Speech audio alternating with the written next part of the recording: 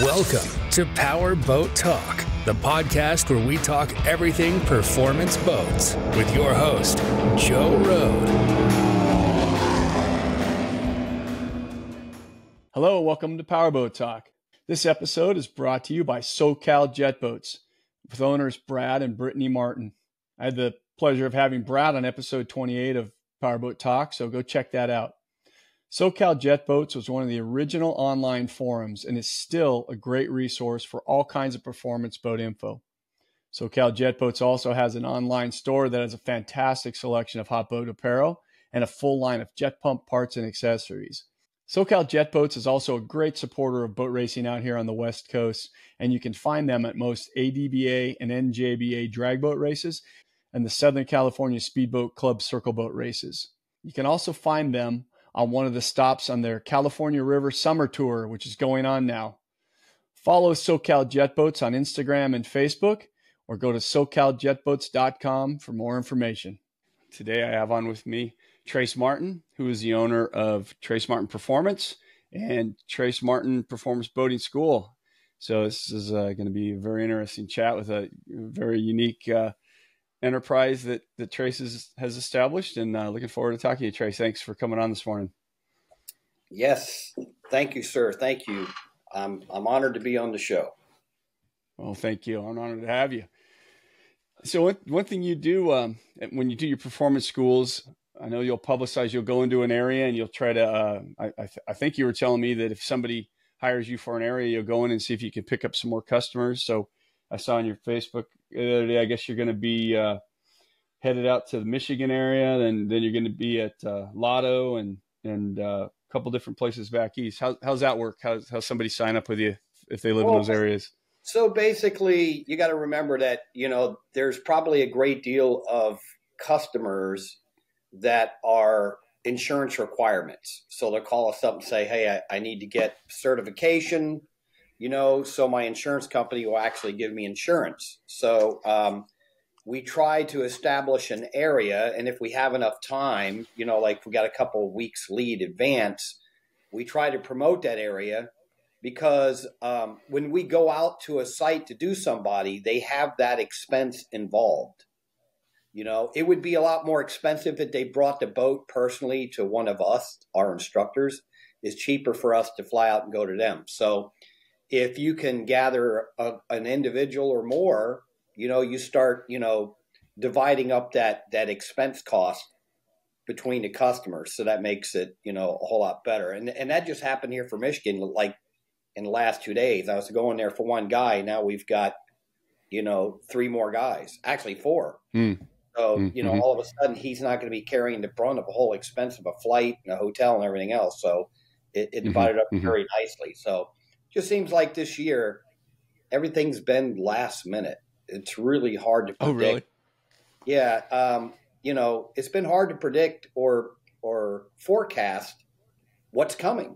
You just don't see it. It blindsides you a little bit. It's coming from all kind of directions. So, do you do clubs? Do you ever do like whole groups?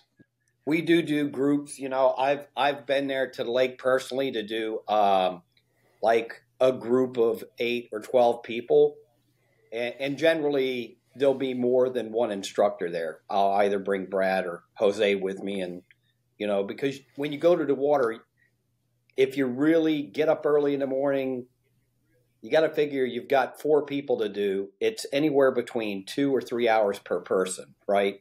So you figure get 4 people in on a day, you can't have a hiccup. You can't have someone's boat, picking up a plastic bag and burning up the impeller because all of a sudden, you've got a long idle back to the dock, and you lose a lot of time with that type of incident. So, we try to plan 3 a day. Sometimes if it's just you have to try to get into 4 in, you got to start early.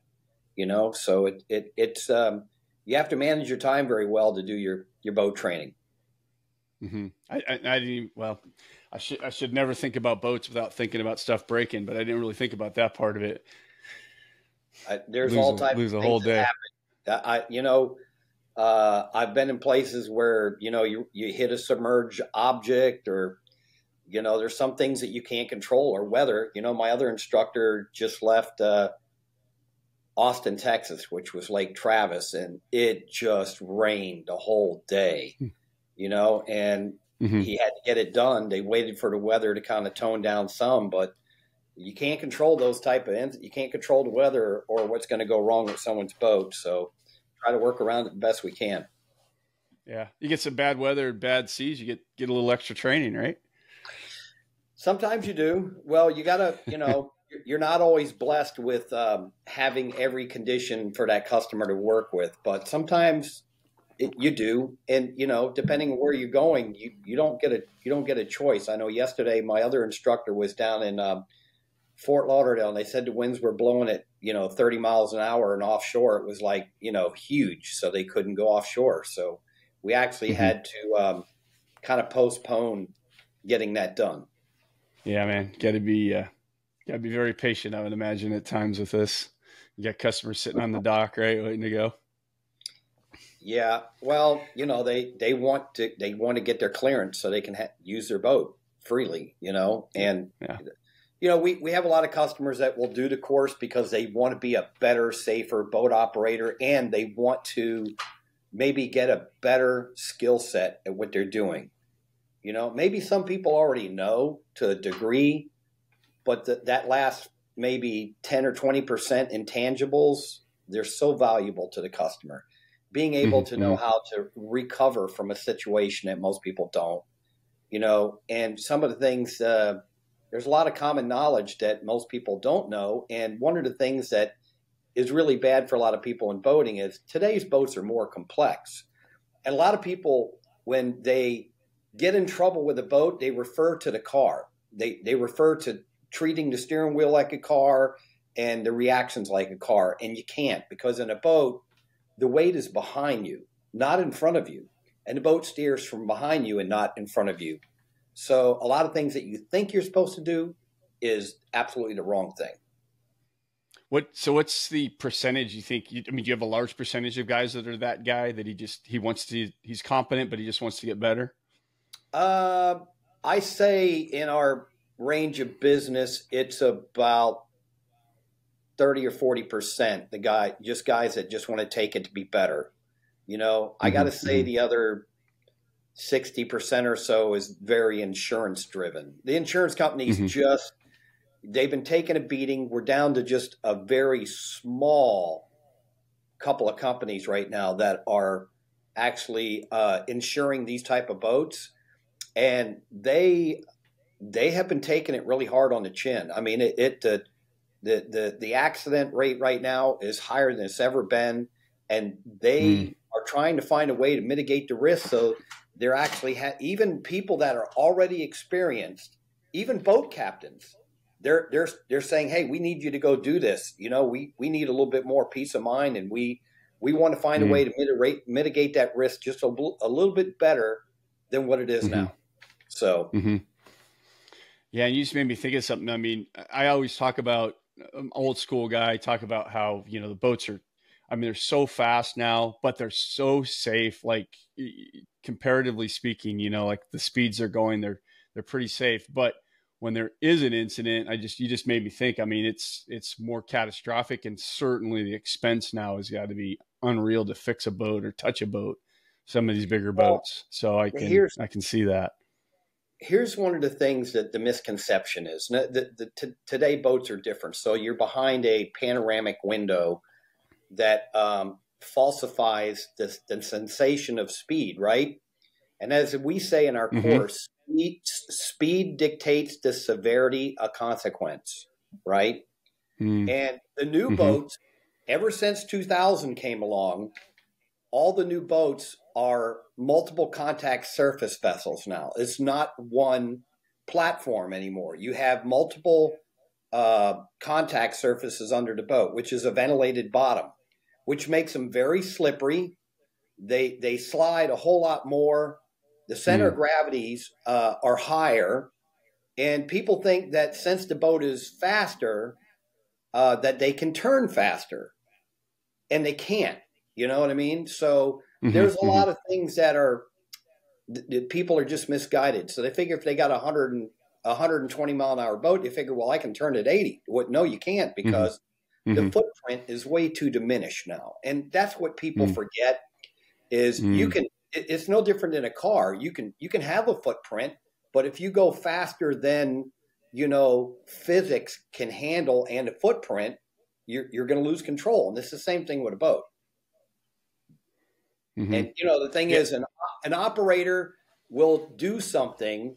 Let's say he does it at 60 miles an hour. Okay. He does it at 70, no consequence. Then he starts going a little bit faster. And every time he does it, there's no consequence. And then bang, there's a major consequence. Right. And you can think about anything. You lose control of a car. You might slide off into a field. You might get lucky because you got airbags. You're restrained.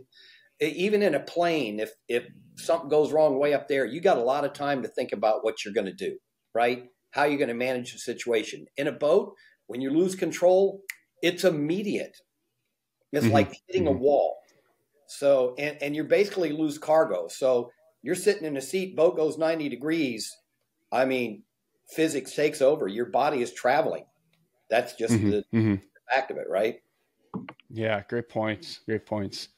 And I think what you said too, again, going back to these newer boats, like the sensation of speed is so much less than a smaller boat. 60 feels like 80, but now these new boats, like I see it all the time on the internet. I see on Instagram, Facebook, I see these videos of these guys with 4 people in it going, and this boat's going 140, 100. It's just, I cringe. I'm like, oh my gosh. Like, and people don't have life jackets on, or they don't have their lanyard connected to themselves, which is an insurance problem, because it basically says in most policies that if you're operating a vessel and the lanyard is not connected to the operator, that is a void of policy.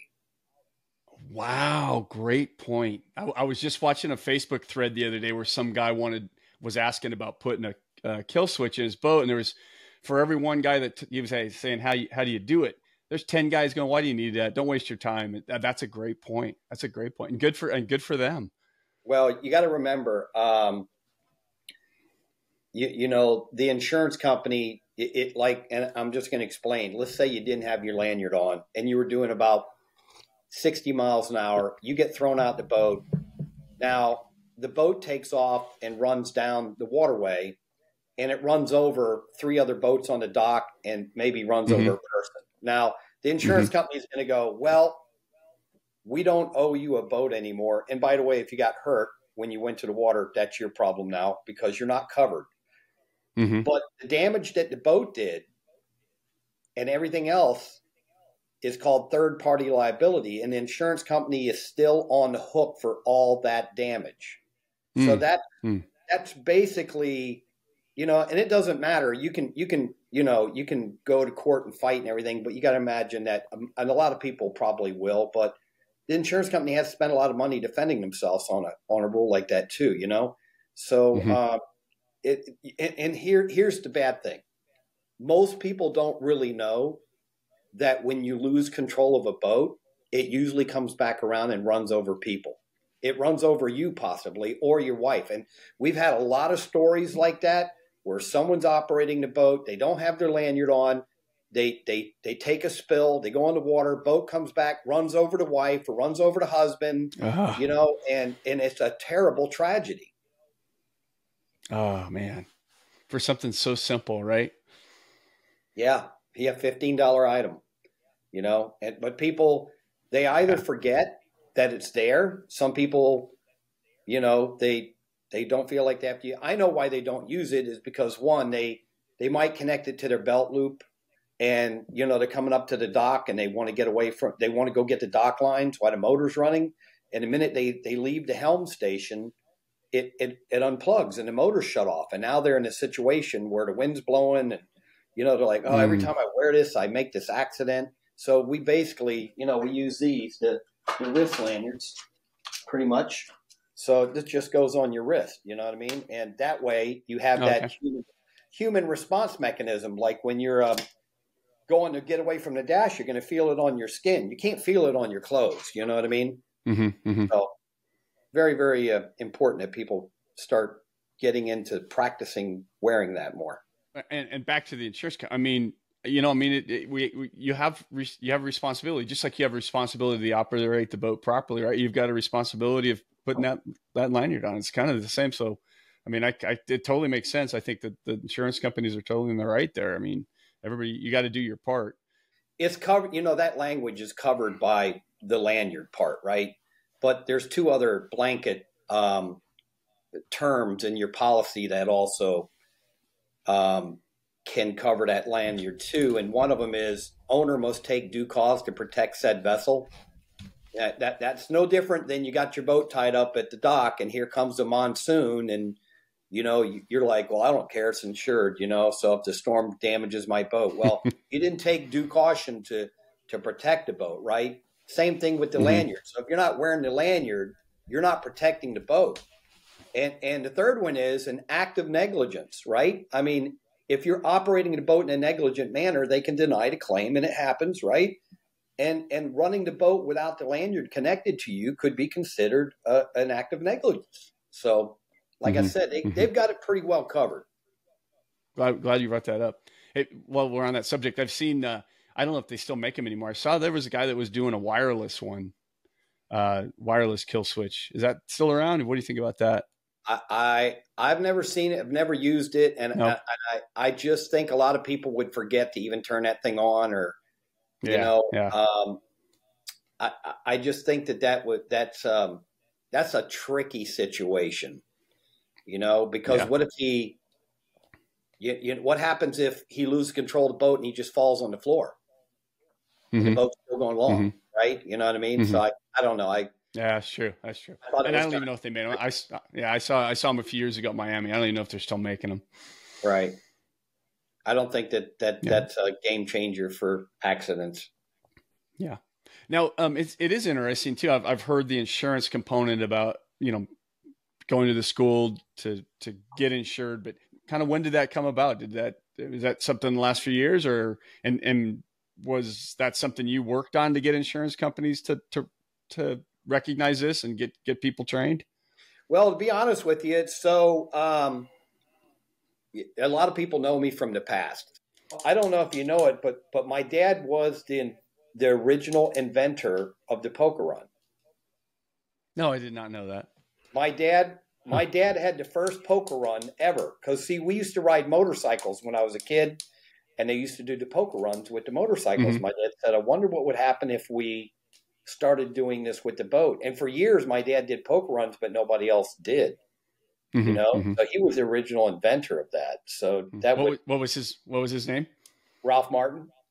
He used to own Everglades Marina. It was the biggest powerboat place.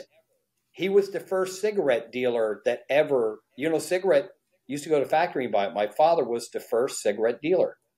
I recognize the name when you said that. It's familiar. Well, you see, I was around during all that. The days of, the guys with the drugs, and there was, the powerboat racers back then were like Jerry Jacoby and Ajax Hawk and Benny Hanna. That was a whole different era of time back then in 188th Street.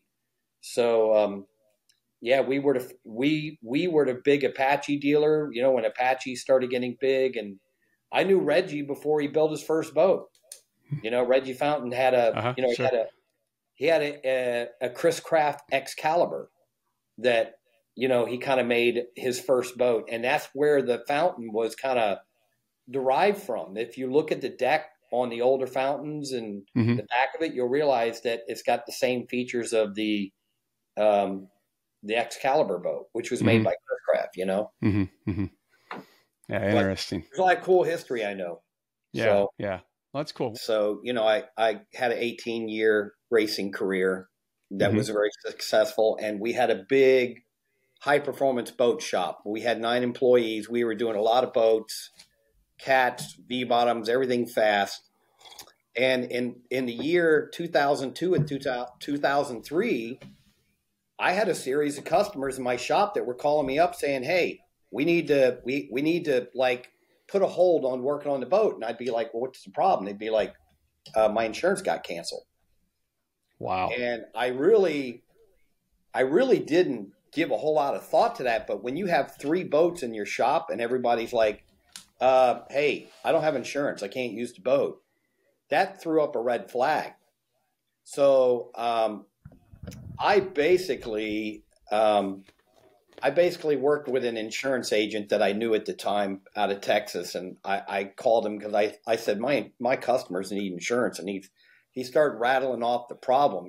Don't you know about all the boat accidents that took place? And I'm like, sure. I said, we're all numb to it. We see it all the time, and in fact, I had 3 boats in the parking lot that were insurance claims where people had spun them out or sideswiped a concrete pylon or something like that. And they were all insurance claims for companies. So I sat down and started thinking, well, we got an insurance problem, and maybe it's time that some people need to start getting better educated at driving boats, And that was in mid 2003. And I was like, I started working on the class, building the curriculum, figuring out that I might be able to make this work. And you know how it is. You tell everybody, you tell people like, yeah, I'm going to start a boat safety driving course. And, people are going, teaching grown egotistical men how to drive a boat. Yeah, that's going to work out great. And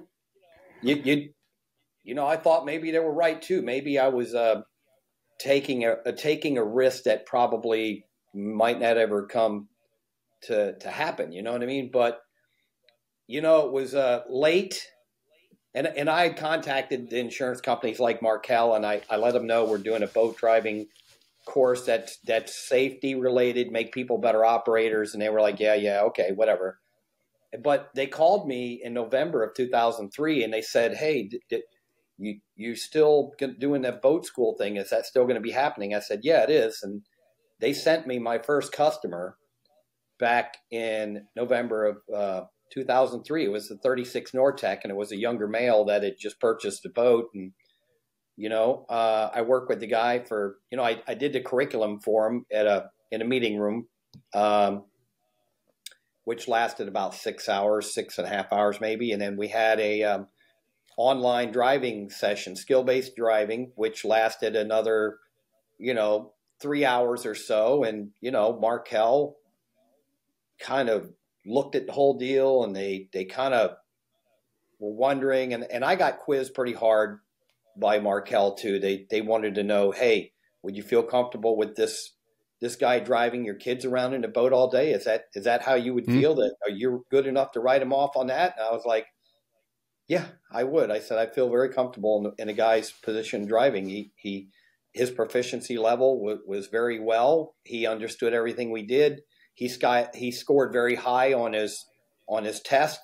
So once that happened, we had a couple more come through, and then Markel themselves said, we want to have some underwriters come to your boat school. Oh, wow. And we want to see how this thing's going to do. And, that's kind of how it all started. And that was, that's 20 something years ago. So I think we're on our 21st year this year. So. Yeah. When it's all coming together in their heads, they're excited because it's obviously the best way to minimize everybody's insurance is to not have insurance claims. At some point they had to say, okay, we're going to require this, but now the guy across the street doesn't require it. So there's probably a point in time where they're like, okay, do we, from a financial standpoint, somebody had to make that leap, right? Right. Well, at the time, Markel was in the driver's seat because pretty much all the other insurance companies withdrew from the market. And nobody was insuring a boat that would go over 3 digits. And Markel basically came back to the table, and they came out with a policy that was, I think it was a high deductible. It was very expensive. And, they were requiring people to take the course. And that's how the high performance boat insurance started coming back into play. And a lot of people today don't know that 20 years ago that we almost had no insurance for boats. You know what I mean? So, listen, I'm fighting for this every day because I understand that, like right now, we're back in that position. Even with me doing boat school, we are back in that position. And people forget this is the last freedom that you actually have. You can't get on a motorcycle or a car and go down the road as fast as you want. Even if you do, if you fly a plane, you got to have a flight plan. This is a freedom. You can get on a lake and you can run an uncontested speed and have that freedom to do it. And the only thing governing it right now really is insurance companies. It once the day that the Fed's coming in and do it, we're all done pretty much. So I'm fighting for that freedom every day by trying to make people safer operators on the water and keep our waterways safe. Yeah, that's great. I just had a discussion with a guy the other day because I know this younger guy, he boats with guys, and he's the only one that wore his life jacket. And his kind of his buddies, and they're 70, 80, 90 mile an hour smaller boats. And I told him, I said, these guys need to think about, because one of his buddies like, hey, whatever, if I live, whatever, and I'm like, yeah, but you're driving for everybody else in this industry, because we're all fighting for water. We're fighting for liability insurance. I mean, we're fighting for all this stuff. And you go out and be a squirrel and kill yourself or kill somebody else. That's just one more mark on the side of your boat that somebody's not going to insure us, or somebody's going to kick you out of that area of the lake. And I'm glad you said that, because it's kind of, as a whole, people need to understand that you're affecting, obviously your consequences personally could be catastrophic, but you're in essence, you're affecting a whole industry with your actions. Well, you got to understand, there's a lot of people that go out on the water. Their intentions is, we're going for a boat ride day. We're going to enjoy ourselves. And lo and behold, they never expected, the boat would spin out and toss other people out. No one's wearing life jackets. And even in my course, I go through how important it is to have the life jacket on. And we basically endorse Lifeline. We are their biggest dealer. We sell more Lifelines than anybody, because the course helps do that. But I got to say that people don't understand that when they hit the water, they don't understand that their body goes into shock. That's a human response mechanism. Now, your brain may shut off your breathing, which generally it does, but it also may shut off your motor skills, the ability to swim. So when you hit the water, you already lost the air in your lungs, so you're going to sink. And maybe you want to swim, but the mind won't engage the muscles, right? So you always hear about people that they can't find. That's how it happens, right? So people don't understand. And the other thing I tell people is, everyone is your friend on the boat until they get hurt. Then they see you in the courtroom next. They're not your friend anymore. I mean, that's really the way it works. And as I tell everybody, you're operating the boat. Just remember, no one has control over what you do. So everybody's life is in your hands when you start operating this high-speed weapon. You better get it right, Yeah, that's a great point. When people get hurt, people get killed, people get angry, and they forget who. Yeah, you're right. I've been in a lot of, we do a lot of expert testimony, and I've had some that I bet you wouldn't believe. Even we had one where the mom was actually suing the son because the stepdad got killed. Oh my gosh. So I mean, the stuff that happens is unbelievable. Yeah. Oh my gosh, crazy. That's all good stuff. Believe it or not, in Canada, it's not this way in the States. So in Canada, if you get in a boat accident and someone dies, they convict the operator. They go after the operator. They don't do that here in the States. Oh, man, those are all great points. Great points. It's crazy when you're talking about, okay, this is what happened if you don't have a life jacket. It's like, I don't know. To me, it's like, you don't have to tell me any of that. Like, I just don't want to go in the water, unconscious without a life jacket on. It's crazy. You have to explain that stuff, Well, you'll never see a picture of me on a boat without my life jacket on. I always have my life jacket on. I don't care if I'm doing a pontoon boat, I'm suited up. Cause I agree. We do pontoon boats. We do small vessels, center consoles. We do high performance. And today we're doing a lot of crossovers and the big fast center consoles right now is about 50% of our business all of a sudden. And we're Wow. doing motor yachts now up to about 75 feet. So we're doing that now too. And we do a lot of government training. Even when we do our government training, most of those guys have their own type of suit that they want these guys suit up in, but we still wear our lifelines no matter what. Because I want the best possible chance to live. Mm-hmm. Mm-hmm. Yeah. And obviously, the lifeline, I mean, they've got their race jackets, but then they have kind of I don't know what they call it, if it's like a poker run or a like performance, where it's a more comfortable jacket. And yeah, the 160 series. And believe me, I've seen that jacket save lives up to 150 miles an hour. It's all you really need. Mm-hmm. Mm-hmm. Gotcha. And conversely, you've probably seen where they're just everyday ski boat jacket and it doesn't do the job. No, it comes off. It's not rated for the speed.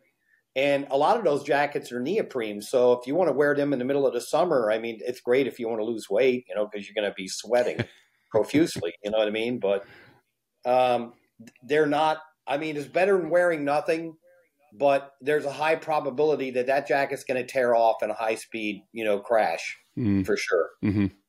Okay. Good to know. Kent will be glad we talked about it too.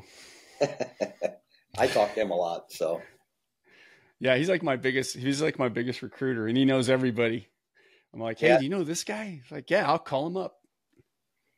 No, so Kent's a real good person, and years and years and years before I started doing this, we always wore Lifeline products in our race stuff. You know what I mean? When we were racing, so very familiar with Kent's stuff.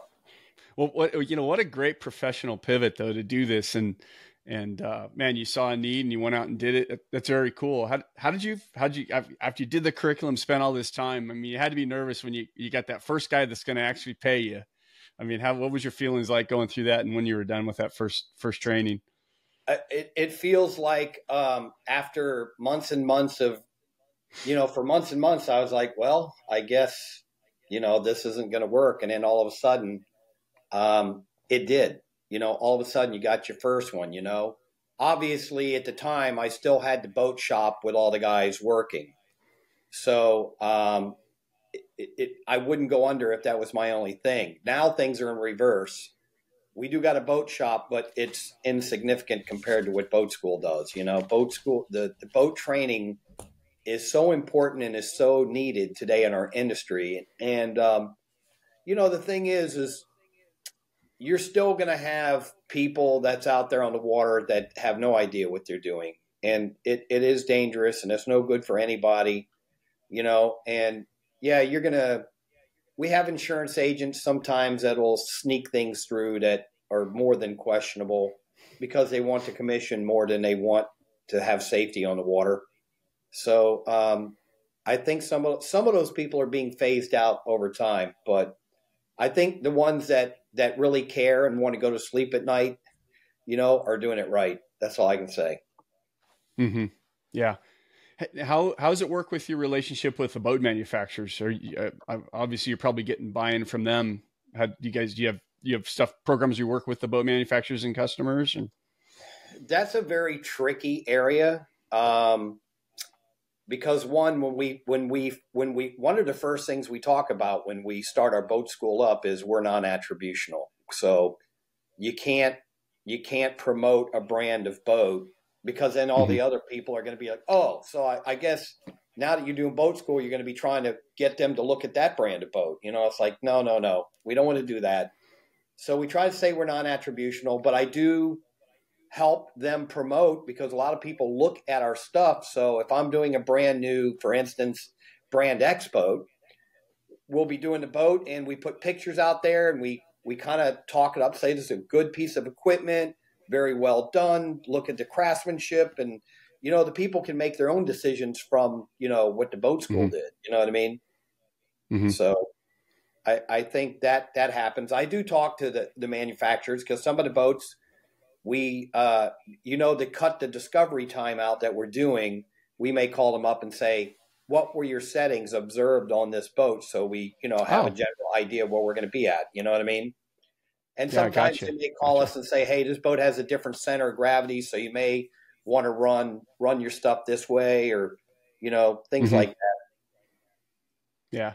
I wasn't even thinking about that kind of coordination, but that's a really good point, because the more comfortable you are with that boat, or familiar you are with that boat, you get to help that guy figure that out too. That's shortens the Yeah, learning curve.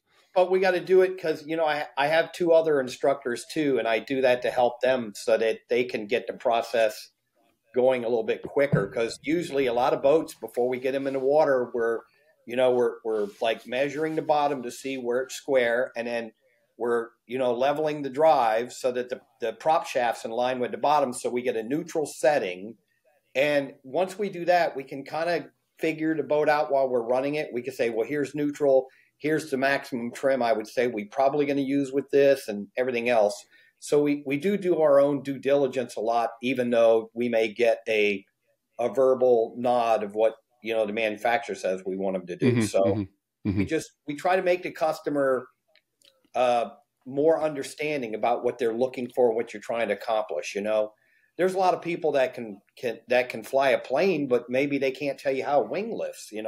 So that's kind of what we do, is we give people the fundamentals of the boat so they understand why they're doing what they do, instead of someone saying, yeah, just trim it out. Yeah, no, that don't work.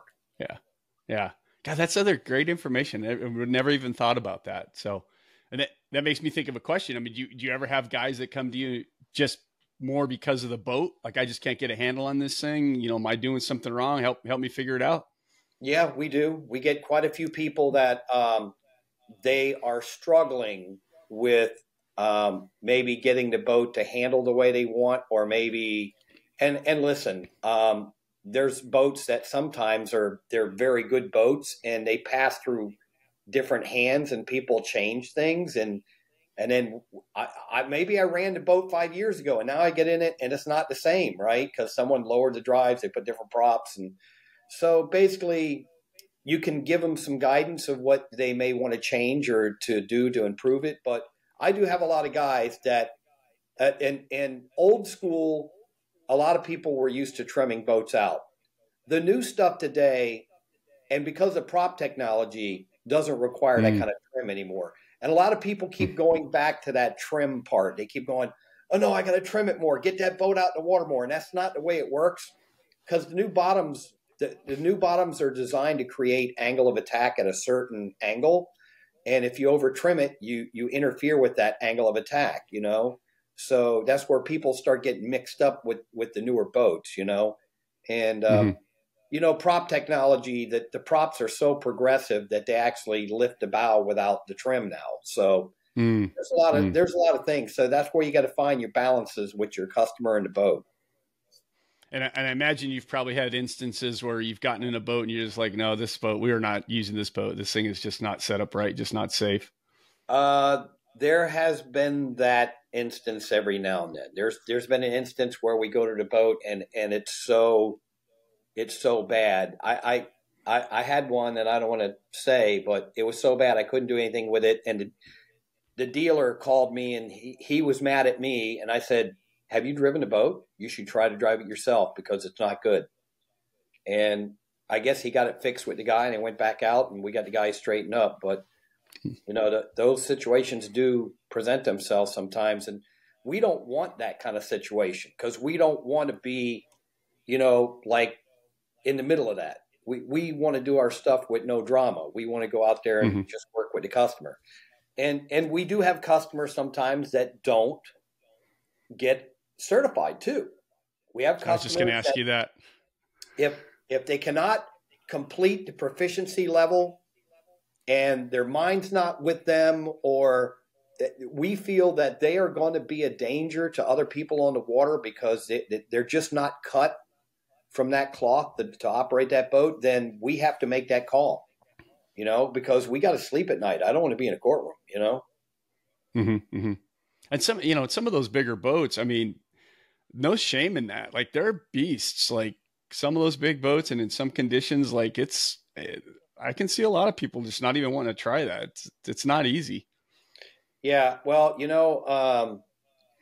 we've had it sometimes where somebody they ordered a brand new boat, and, the school's a requirement, and we're like, we can't pass you. I'm sorry. I'm so sorry that you went and bought a brand new boat and you waited Wow. 2 years for this thing. And, you know, we've went on the water with him 3 different times and 3 Wow. different, and multiple instructors. And it's like, you know, sometimes you have to change things up when you're instructing somebody. Sometimes changing the instructor might finish it off, you know, because the personalities are different, or maybe because they had a different approach to making that customer learn. So, you know, that's kind of the extent of it. But, you know, the 2 other guys that work for me, I trust them a lot. We had a situation yesterday where we had to make the call and say, we can't certify the guy right now. We got to go back to the water again. So it just, that happens. Yeah. And I get a sense with kind of how your passion for this, that's got to be hard for you. You probably really want to make sure, you know, you want to do your best to get that guy out on the water. So it's probably hard to make that call sometimes. It is. You want to make everybody a good driver, but there's certain situations that are there that may restrict that to happen. It could be weather. It could be the boat itself may be having issues, you know, or it just could be that they had a real off day. Maybe this is too much information for them to consume in one session. You know what I mean? Because some people are not very mechanically inclined, and maybe they're just not cut out to be in a boat, or maybe they're on the edge, you know. So sometimes with that extra work, and sometimes you may have to scare the bejesus out of them to get them to recognize that hey, this is real serious stuff. This, you know, treat it very serious. You know, we don't get a lot of that sometimes. You know, getting mad with a customer doesn't make them learn any better, but sometimes you have to shut the class down. You have to have a very stern talking with them, you know, to say, hey, listen, you know, I'm here. You're paying for me to do this. I really need you to stay focused. And it's all about mind to motor skill with your hand, and also processing the information around you as you do it. So, I mean, we're very thorough. Each of my guys is pretty much as thorough as me. So it's not just hey, you paid for it, let's write you off. No, it's gotta happen on the water. No, there's so much at stake from both ends of the spectrum, and costs and everything. I mean, it has to be that, right? I mean, you can't leave anything unturned. And the insurance company is very dependent on us. And our record right now is less than 1% what happens after we're done. And the ones that have taken place, the accidents that have taken place, a high percentage of them were alcohol related. No matter how much we preach to these people that no alcohol goes with a boat like this today, it's not a fit. They still indulge. So it happens. That brings up an interesting thing. So when if you hear of an accident involving one of your former students, do you like to do most of the time, do you hear about them? And then do you want to know probably what went wrong? And sure, probably from a self-assessment perspective, right? Could we have done something better? Well, you know, we had an incident not long ago where, you know, 5 people were killed on a lake. And my other instructor he's a 22-year chief warrants officer, so he kind of knows his way around. And he made the call and found out that, you know, the driver, the operator, was at a 2.4 level. God. And he also had painkillers in his system too. So, you know, it's not good when that happens. You know what I mean? But, you know, it's no good for anybody. But we're always very interested in all of our customers, even if it's 10, 20 years back. We still stay in contact with a lot of them, and we always check up on them and make sure they're doing okay. And some of the customers do follow-up courses with us, like refreshers. You know what I mean? So they want to keep their driving skills sharp. You know? Yeah, interesting. I have one curious. This is just a curious one. Have you ever had a guy, you mentioned the guy that buys the boat and waits and then get certified, but have you ever had like a complete newbie buy a boat probably over their heads, get in the boat with you the first time and go, you know what, this boating stuff's not for me. I probably shouldn't have done that. You'll hear some of them say that because a great deal of the course is very, you put the fear into them about what the realities of what can happen, right? And a lot of them are like, wow, kind of worried now. But we do get newbies. You got to spend a lot of time with them. There's some extra pricing involved with that. We just did a Nortec 35 center console, and the family didn't even know how to tie a dock line. So wow. You have to go through the process. So we give them a course that's called BBI, Basic Boat Indoctrination, and then we tie it in with their regular training course. So you had to spend all that extra time, teach them how to tie for tide, how to figure out how everything in the boat works. Here's your battery switch. Make sure you turn it off. When you're done using the boat, make sure your automatic float switches are on. Put your bumpers here. All the things that won't make them look so novice all of a sudden, and you make them do it. You're like, here, tie that line. Let's see you tie the line. Let's see you put the bumpers out. Let's do these things, and then, they're pretty happy when you're done with them because, they've gained a lot of ground in a short period of time. Yeah, that's fantastic. You get that basic, but yeah, if they've invested that kind of money, they're probably your best at the end of the day. They'll probably end up being your best students because they're probably so enthused, and they're probably also your best promoters of, friends and stuff because they've probably really picked up a lot. Well, they are. And you got to remember that, it's a lot harder to teach someone that has bad habits that you're trying to break. Because we get those people, right? People that's been driving wrong for 5 years, and now you're trying to break this bad habit. When you get new people, you get them going in the right way, right from the ground up. You know what I mean? So they don't even have any bad habits to break. Yeah, good point. Now, you don't have like a teaching background or anything, do you? I mean, No, I didn't. In fact, I was a little shocked I was able to do this because in all the years of racing, most people thought I was very difficult to talk to because I never socialized with a lot of people. I usually kind of stayed in my lane and kept to myself. And I really I'm not a very outgoing person.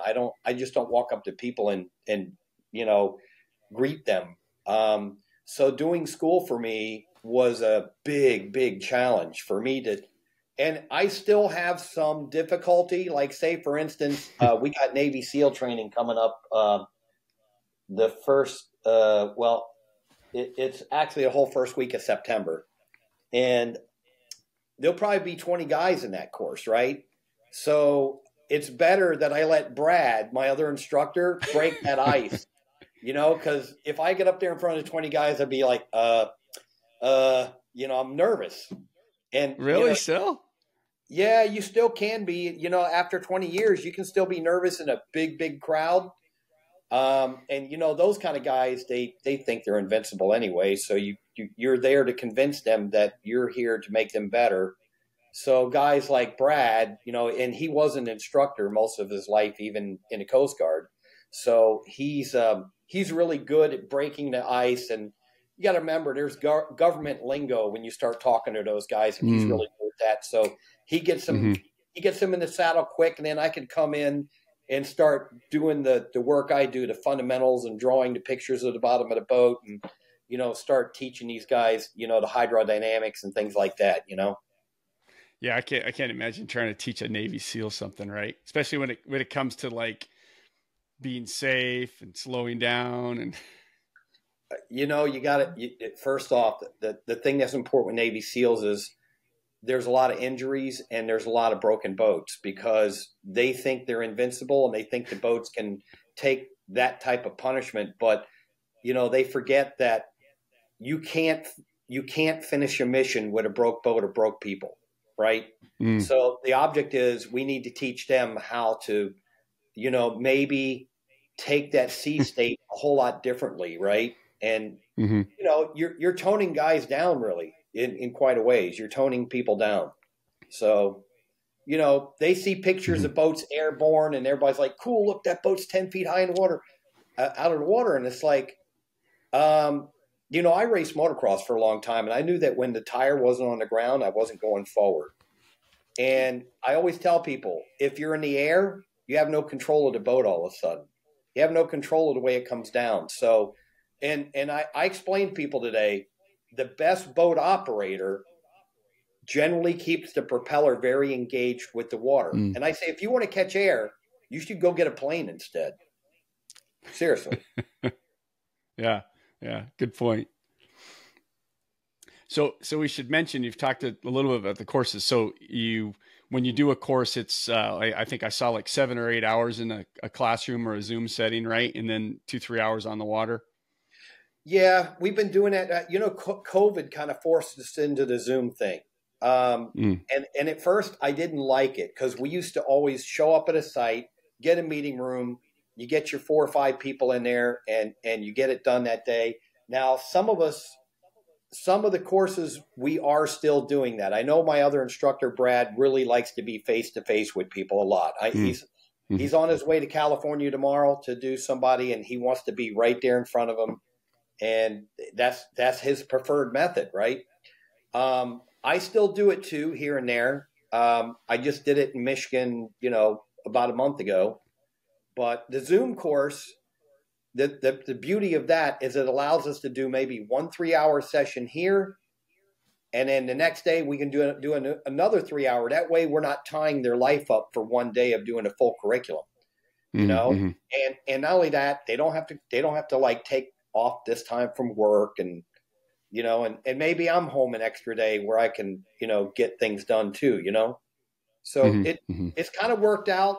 I didn't like it at first. I wasn't a fan of Zoom, but we made it work. And I guess now, you know, I get it. It's good for some people.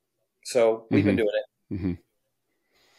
Yeah. And I think you mentioned you've got all kinds of different courses. You know, you do the government training, you got sport yacht course and center console stuff, but you also have an ultimate performance course, and it's, you know, for speeds over 125 miles an hour. So, which is interesting. Do you have any racers that take that, or have you got any students that are successful racers now?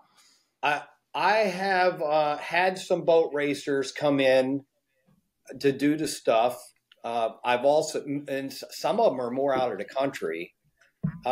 There's no doubt that they could benefit from what we can teach, because I'm a former boat racer.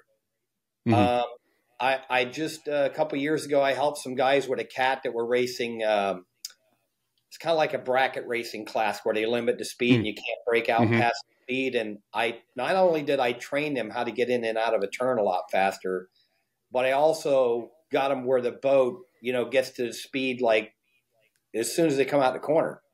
So nice. There are, yeah, we do racers, and, you know, I'm sure they would benefit, because today racing is more about a wallet than skill. You know what I mean? As long as you got a wallet and you can afford to do it and you can just hang it out there. You know, I'm glad I don't race anymore. Yeah.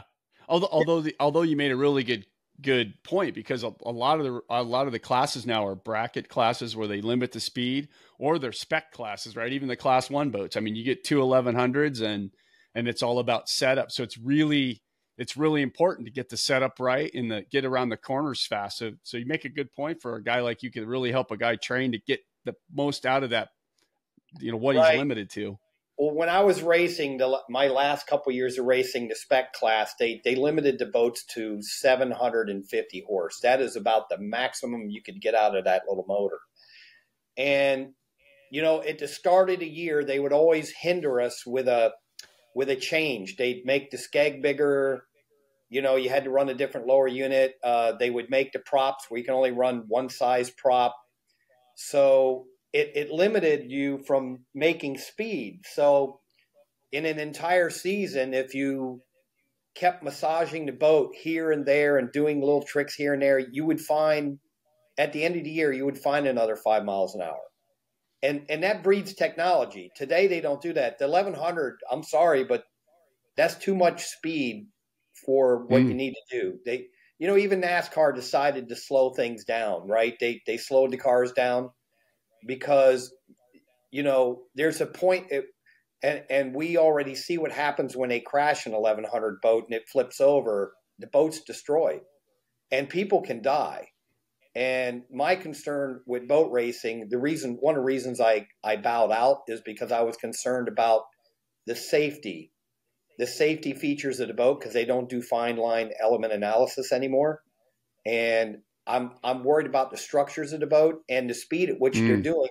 I don't think the boat, if it went upside down hydrodynamically, could take the forces of water, and I just, I want to live, honestly. So, but there's things that you could do to teach these guys, where to set up for a turn, how to set up for a turn, because today's racing, a lot of the racing is kind of won a little bit in the turns if your boat are spec boats, for sure.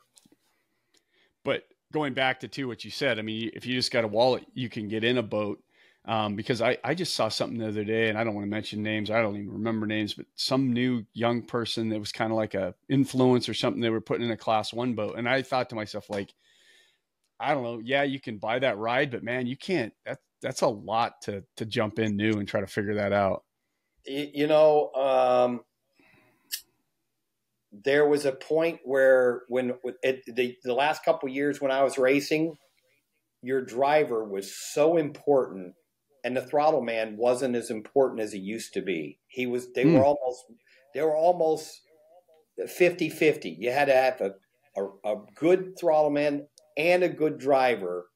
And when you start putting that much power into boats, or you start making the courses longer or whatever, it's not about that skill set anymore. It's about, the throttle man can say, hey, turn the wheel to the left a little bit, turn the wheel to the right a little bit. When we come to the corner, let me help you with the wheel while I got the throttle down.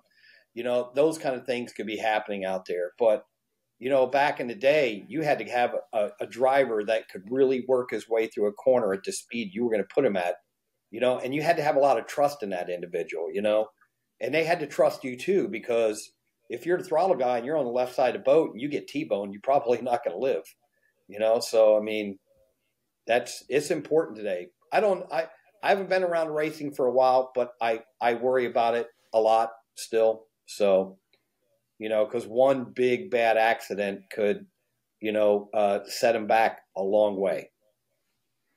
Yeah. Yeah. Well, let's hope we avoid that. Oh, I hope so. At a quick glance, I mean, your courses they're in the $2,000-$3,000 range. So obviously well worth the investment, especially for a guy that's spending $500,000 or $1 million on a boat. But if a guy can't afford that, what's your advice to a guy that on his own to be a safer boater? What would you advise? My advice is, one, wear your safety lanyard for sure. You got to wear it. Try to wear a life jacket. Put a life jacket on, and and then don't trim it out so much, and try to start thinking about who's in the boat with you, because you're responsible for them. And another thing that's important is start learning and focusing on forecasting your water conditions and your traffic and environment. And, it really blows my mind how many people that I instruct here, and I'll ask them in a crossing situation, who's the stand-on vessel and who's the give-way vessel? And they always get it wrong. It's like, you don't even know the rules of the road on the water, overtaking vessels. So, if you're going to be a better, safer boater, just taking a little bit of time and understanding the rules of the waterway may help you out a great deal. That's good you mentioned that. I mean, is there a go-to website, a go-to book, or something where a guy could learn some basic stuff like that you recommend? They can do the Coast Guard.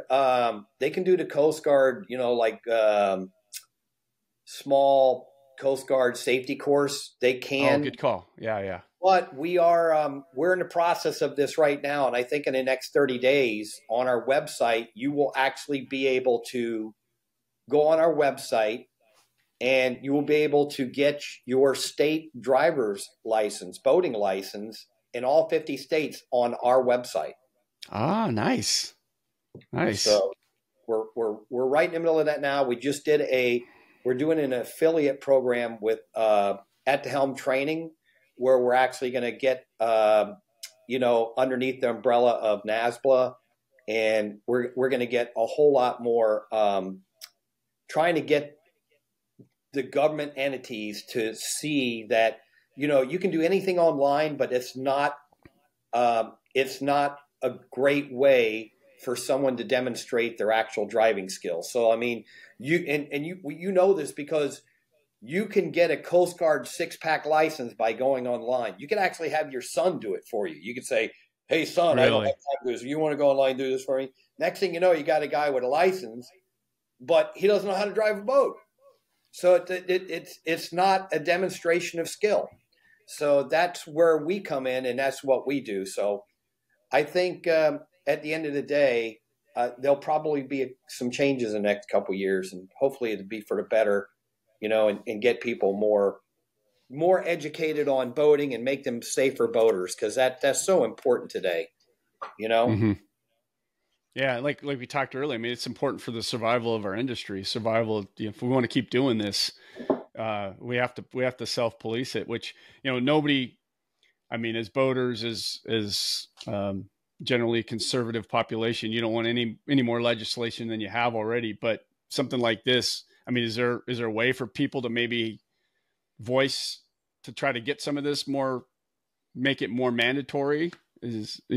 Well, I think right now the insurance companies are starting to recognize the value of the course more and more and more, and they're beginning to. And I get the people that are belly aching to me when they have to sign up. Like, I've been boating for 20 years, and now they want me to take the course. It's like, you know what? And I hear the belly aching, but I can tell you when we're done with the people, they're like, "Man, I'm so glad I did this. I'm so glad the insurance company forced me to do this." And it's. The steering current for the boat schools is going to come from the insurance companies still. Mm-hmm. Eventually, as we're doing this thing with At the Helm Training, we may get more state level stuff to start driving things in our direction as well. You know what I mean? Mm-hmm. Yeah. And again, it's like when you sit there and talk about it, it's like it's a slippery slope. Like, I don't want more legislation, and I get it. That's a pain. But if people just think about, look, if I get 1% better and I stop, and I stave off one incident, that just helped the whole industry as a whole, in insurance rates, in waterway access and everything. So, yeah, it does. The thing is you and I both know there's a lot of people that get on a boat and they have no business being on a boat. And this may curb some of that, for sure. And like I said, the program we're doing with this other outfit, they obviously do instruction as well, but they don't do it at the depth or the elite as we do. And we're going to be branched off of them to the side. We are more of a very elite type of school. We spend a whole lot more time with people. We do a lot more things that the other courses don't do. We go into a lot of depth.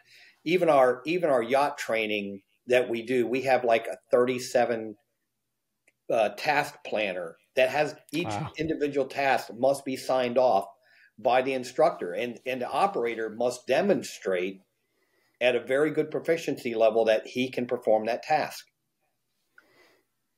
Good stuff, man. So what about Trace Martin? What's something that people would find very interesting about you that would be surprised to hear? I don't know. A lot of people know me from my racing career. I had a great racing career. I've got 4 national and 4 world titles. I've got about 70 checkered flags downstairs in a barrel. Nice. That was good. I train horses a little bit in my off time. Oh, interesting. So I ride horses and I compete them, in shows. They're gated horses, so people probably wouldn't expect that from me. And I still like building boats in the shop for people. I still like creating something that's very nice. And I like to still like to play around with my old cars. So got a couple classic investment cars I like to, you know, get fixed up or restore. You know, it's kind of a fun thing. So just things that I keep myself busy. If you rest, you rust. So that's great. And again, the teaching in the courses is just, I've coached and I always kind of like the teaching. I've got 2 kids that are teachers, so I kind of like the teaching things. That's a great job you can do for a long time, and just a whole different skill set and stress level than working on boats and trying to keep a shop going. Yeah, the shop is more for the off season where we're not so busy, you know, and if you don't do that, you lose technology. So I closed the boat shop. So I closed the boat shop for quite a while and said, I'm only doing school. And the propeller technology was changing and all the boats started going digital. And I was like, oh, I don't even know how to work this computer screen on the boat. So I had to start building a few boats with all the new stuff in it and learn and go through that learning process so that now when I get on the boats, we can stay up to date with that technology. You know what I mean? Because everything today is all NEMA 2000 and everything is digital, fly by wire. So if you're on a boat and something goes wrong and you're like me, I work on boats, something goes wrong, I kind of know exactly where to look to see maybe we can solve the problem right here and get it done, you know? That's a great point, though. I didn't even think about that. Just keeping up with the technology. Great point. It changes a lot. Yeah. Speaking of I just forgot the name of it. What's the Mercury thing? The self parking. What do you call that? Oh, the joystick. They have the joystick. Yeah, Mercury joystick. Have you had much experience with those? I just wrote an article with a boat that had one, so I looked into it. I hadn't really looked into it. Pretty amazing technology. It actually is. So I met, you know, because I trained the Mercury guys. We do Mercury training, so I trained them at their test facility in Panama City. And the one guy that had designed is Brad. He was like the whiz guy, right? It's amazing how they made that work, but unfortunately, most of the stuff that keeps landing in our hands is the performance level of the motor requires a tie bar to tie them together, so that system doesn't work. Oh, gotcha. Gotcha. I didn't think about that. We do get some of the boats that have it. Like we've just got, you know, like one of the yachts we just did had the Volvo Penta joystick, and it, you know, it was a 50-foot Princess. And Brad he trained the husband and the wife, and the wife was able to, with the joystick, back it right into the dock perfectly. You know what I mean? So it takes the guesswork out of things. But one of the things we do, and a lot of boats that we do today, if they don't have the joystick, they probably have bow thrusters, right? So when we train the people, we say, you don't get used to bow thruster. You're going to manually put the boat in the dock without a bow thruster so that you know how to do it without a bow thruster. That's going to be your security blanket when you're docking the boat, you know? Yeah, great call. That's a great call. So, yeah, that's what we do. Awesome. Well, man, God, I've been fascinated with your stuff. I've watched you for years. I know you did columns in some of the magazines, and so I was always interested in getting you on. But this is way more than I expected. Very, very cool. I appreciate all the information. No worries, man. No worries. Anytime you guys want to go a little deeper in subject, we can. And I've got great instructors. They all, you know, the fidelity with us is good, and they train and think like we do. So all our core values are the same. And we talk to each other every day, so they're like good friends too. But we all have the same mission, and that's to make people safe. You know. Mm-hmm. Well, it's very commendable. Very cool. Glad you're doing it. Thanks for doing it. So you're welcome. Anything to keep the waterway safe.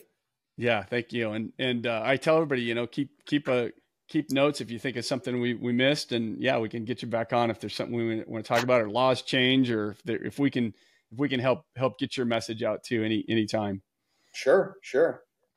And okay. you're all over. I mean, it's Trace Martin Performance, boatschool.com. You're on Instagram, Facebook, so easy to find. So follow them on all those platforms. Yep. So, and we just added a name to the boat school. It's actually called Trace Martin's Powerboat Training, Inc. So since we've gotten so much more diversified doing crossovers and everything, we decided to maybe tone down the performance part and turn it more into powerboat, which is generally would classify anything that's a boat that has power to it as a powerboat. So it basically broadens that name, you know. Gotcha. Oh, cool. Well, hey, again, thanks a lot. I appreciate you taking the time and conveying the information, and good luck with everything. Hope everything keeps thriving for you. So, well, thank you so much, and keep me posted when this thing's ready to go. I'll sure share will. it. Okay. All right. Take care. Have a good day. You got it, sir. Talk to you. Thank you for listening to Powerboat Talk. If you like what you've heard, please head over to Apple Podcasts and give us a 5-star review. For more Powerboat Talk, follow us on Facebook or Instagram, or visit our website at powerboattalk.com.